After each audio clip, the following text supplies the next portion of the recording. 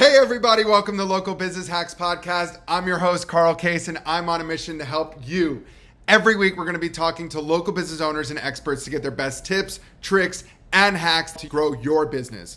This show is designed to teach you, inspire you, and motivate you to take massive action and start to build your future-proof business. Whether you're just starting off or you're taking your existing business to the next level, this episode is for you. So let's get started.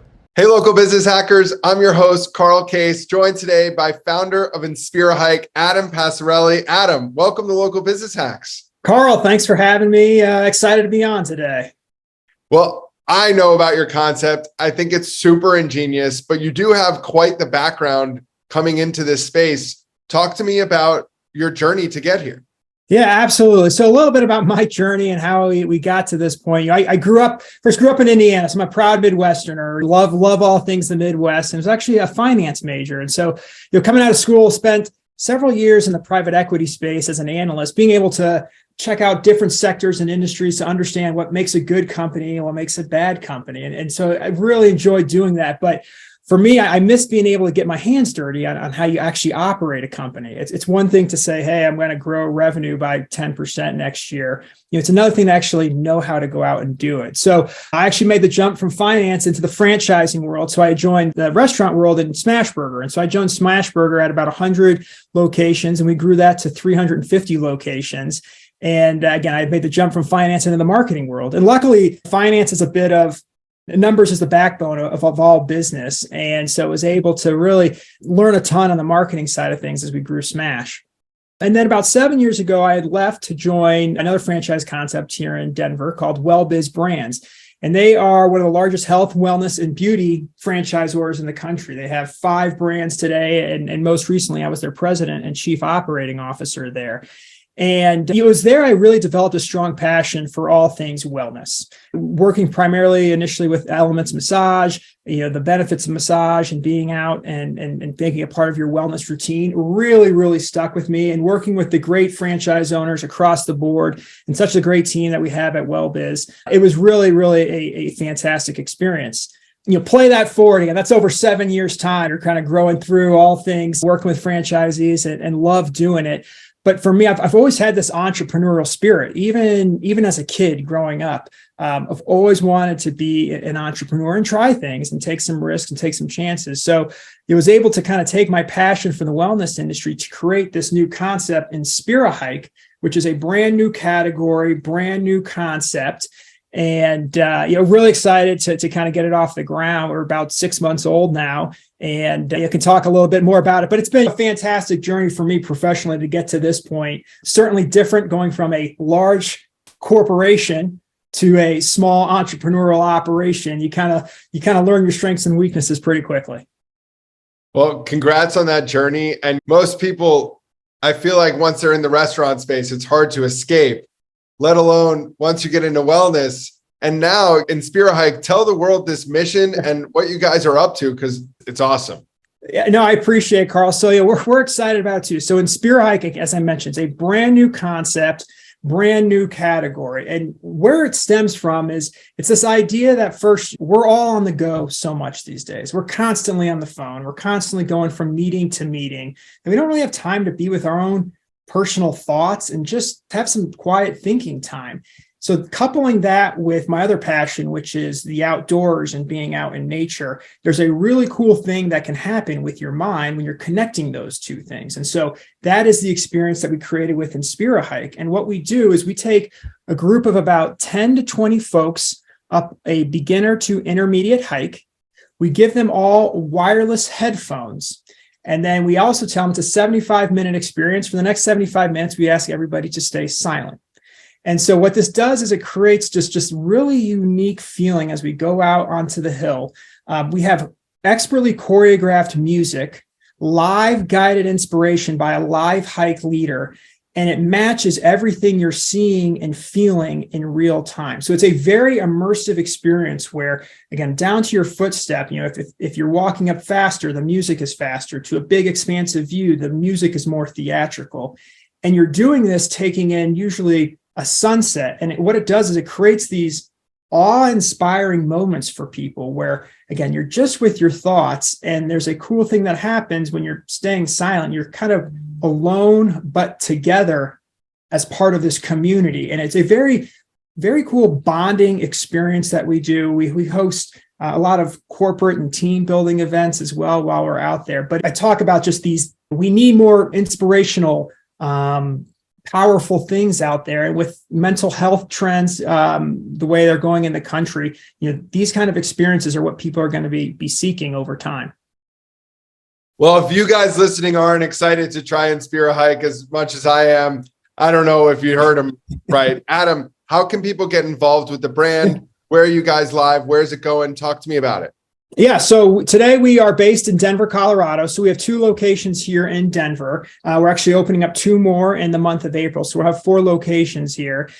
You can go to our website, www.inspiraHike.com, and you can learn all about us more. You can book an experience there if you are here in the Metro Denver area. But it's our hope to grow to 10 metro area locations here in Denver, try to bring it up to some of the Colorado resorts, and then also look to expand beyond different states. In our opinion, again, this category of wellness and mental health is only going to continue to grow. And we think of, I think of like wellness concepts like, Stretch Lab, or if you're in the IV therapy space, or cryotherapy, things like Restore are doing. These are things that 10 years ago, you might say, wow, like that's new. Like, I don't know. And now today they are totally mainstream. And that's where we see inspiraHike going of getting people out in nature, getting them moving and creating this immersive experience. So love to have people out in Denver the next time they're here.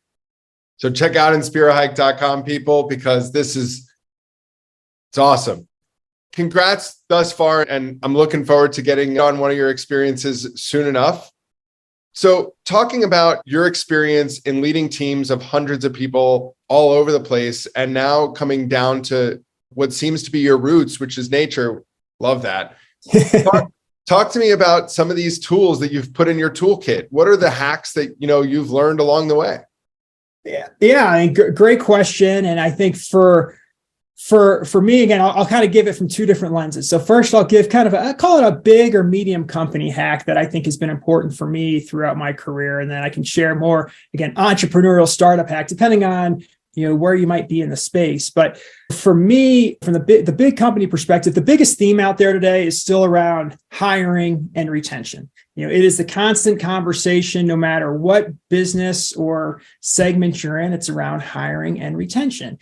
And if you can solve that problem, again, you've got a pretty good thing going on the top line. And so one of the tools that we would use when I would talk to an owner kind of in the franchising world, or again, and this is probably a 1 to 3 unit owner, maybe they, again, maybe they have some district managers, but the one hack I would use is I would ask somebody, I said, can you tell me the names of the 15 to 20 people that work at your location? And it was such a watermark question where I could, based on that response, I could know how that studio or location was performing, what the culture was like there, and would translate to sales. You can't keep everybody on your team for forever, but simple human connections can help somebody who is going to quit next week to stay for an extra 3 months for you. And again, this idea of, hey, do you know the names of the 15 to 20 people? Those that can rattle them off pretty quick, their sales are good. You take it to the next level. You say, hey, can you tell me their kids' names? And, it's shocking how many top tier owners, locations, managers can just rattle that off, and it just corresponds. So again, if you're an owner, or if you're out there thinking, okay, what can I do there? That's just a simple litmus test that I would often use to understand how are people doing in the hiring and retention space. That's awesome. It becomes a powerful thing. And it's kind of an odd question. You ask somebody that and they're like, whoa, but you can see some people that, can struggle with it, or some people that really excel with it. And again, you're never, again, when you start to grow and you're at 150, 200 people, of course, you're not going to know everybody's name, but then you should hire district managers or regional managers that do. You should make sure your managers are knowing all that. But people want to be cared about in their business, and they want to know people actually think of them. And so it's important. People are people and not numbers. That's exactly right. And Again, you're going to produce more headache as you just turn and turn over and interview and retrain people. It's a vicious cycle, as everybody knows. So it's worth doing those one-on-one meetings. It's worth having those connections. That's awesome. Great hack, Adam. Yes. Thank you. I believe you got another one for us. So, yeah. So I said, it's this juxtaposition of big company down to, okay, well, now you're the one who's wearing all the hats from marketing, operations, tech, whatever it might be. And so for the one hack for inspiraHike, again, we launched in October of 2022. And the first 90 days there were really about, okay, like, what do people think of this product and this service? And the big question was, what are we going to charge people? What are we going to charge people for a service that doesn't exist today? And it's a little bit of trial and error, just like anything in business. But so we came out with a price point the first 90 days. It's going all right and everything. But it was like the confirmation of the old marketing field that offer strategy makes a big impact on your bottom line success. So to start the year, what we did is we raised prices and we put on an intro rate, 20% off for a new client rate or whatever it might be. And lo and behold, it was kind of a double win for us. Demand went up and the average ticket went up. So yeah, you love when that happens, but it's some of those things that are like counterintuitive of like, wow, people are paying more and more people want the service. And it's the power of marketing, of trying, again, a simple intro rate, which many concepts have, but even if you're an established brand today, being able to experiment these things on gift card offers or whatever they might be, like, it is important. So when we were sitting there in January of this year, it was just kind of like, light bulb moment of like, well, that makes sense. You should just keep listening to the marketing strategists of the world. So awesome. Yeah, the hack was, you continue to try different offers, different trial and errors there. Like, it is real. It is real. And that, we confirmed that earlier for inspiraHike. And if you don't test, you don't know. That's exactly right. If you don't test, you don't know. And it's the beauty of with a lot of digital advertising, you can try different things and you can try different price points. And that's one of the things for inspiraHike. We try to be very nimble, trying different tests. And okay, this wouldn't work. We're thinking of, as we have these 4 sites that come on board, how could you have some kind of a membership involved? People want a season pass and they want a monthly thing. What is it that they might want? So testing and more testing is a bit of the secret. That's awesome. What 2 great hacks. Thanks, Adam. Yeah, absolutely. So I got a question just to give some context to my next question. When you were president at WellBiz, how big was the team that you were overseeing? So we had about 40 to 45 folks on the operations side of things. So I would oversee all the operations. And my latest role as chief operating officer there. So it's a good sized team and, would continue to grow as you have different business units and training and recruitment, new studio openings across the board.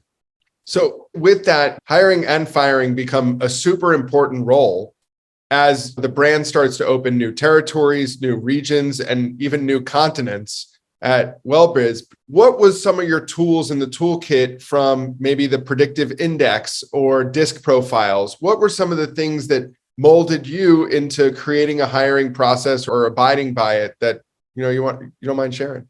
Yeah, I think we were lucky enough on some of the different leadership activities that we would do to kind of do some things like disc profile to understand how we work and how you can work better together. I think for me, it's a big around like the interview process. I'm pretty forthright on interviews, and especially if somebody's working directly for me, about asking them and getting them to know my personality style right there in the interview.